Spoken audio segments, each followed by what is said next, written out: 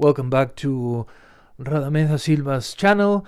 You'll see a change in my appearance, and it's because, of course, you can see my mouth, my sexy lips, and I don't have to struggle with the fake beard invading and raping my mouth as I talk to you, my beautiful friends, followers, which are not a lot, but there's not necessarily strength in numbers. But I know you're there, that you're rooting for me, and that you've been waiting for me to talk to you again. So the topic today that I want to discuss with you is conspiracy theories.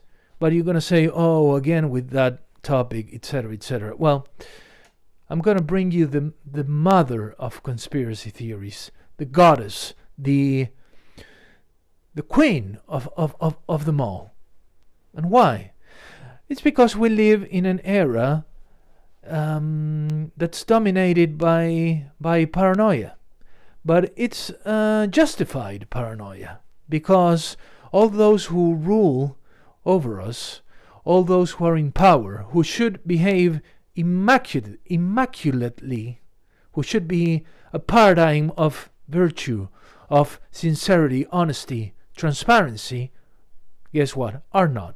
I don't care if you are a liberal, a Democrat, a communist. No one is what they should be, right?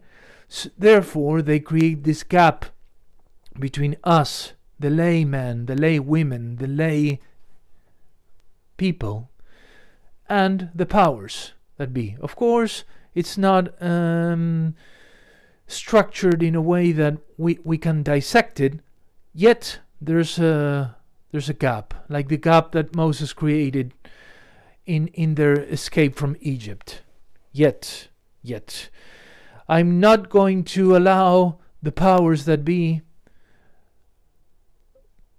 just censor and just diminish the work of some conspiracy theorists out there that are trying to get to the truth of the matter, that are trying to reconnect with the truth of which they've been cut off, right? Because as humans, we are always yearning. There's this desire to find what we intuit that we've lost somehow when we've come to this world.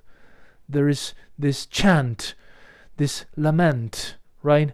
So the conspiracy theorists, they embody a kind of search for a truth, that it's there. They cannot see it. They're like blind men, women as well, yeah, trying to find it, yet it's there. So what is this mother of conspiracy theories I'm talking about? Well, it is the following. Let's take an example, so it's easier. This year is going to be the 20th anniversary of the Twin Towers attack, of course, in which a lot of people died. Probably most of them were not super rich, right? Because, that's chance, let's call it, life.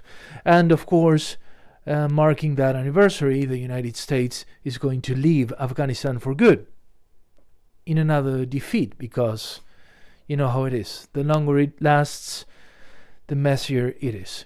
Nonetheless, that's not the topic of our video. Please, man, focus. Okay. Let's take the Twin Towers, right? So the mother of conspiracy theories is this one.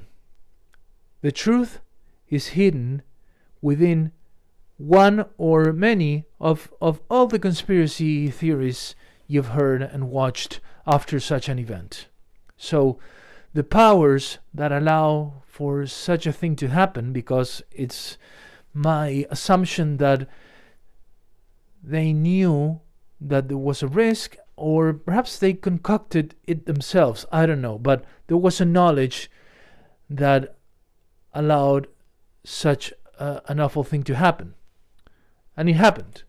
So what is this theory of mine? This theory is that those powerful people, or the very few who know what happened, they leak the information in internet forums, They perhaps reach through proxies, reach out to conspiracy theorists, and they feed this information, right? So the truth gets diluted in a sea of speculation. So what do they gain by this? Well, first of all, they don't have to hide it anymore because it's hidden in plain sight. And of course, what else? Well, they don't have to worry about it because it's going to be probably overshadowed by other theories that are still coming out to light. So that's, my friends, the mother of all conspiracy theories, that those who know what happened and those who know what's happening and will happen, they will leak the information. So hopefully those who have a kind of developed sense or a perception, they will realize, I smell that this might be the truth, right? Of course, as it happens, we will never be able to prove it because the world is structured in a way reflected so well in some of Kafka's stories that it ensures that you will never know what is truly happening. Therefore, we are left to our own devices and to create theories that might explain what's happening in the world.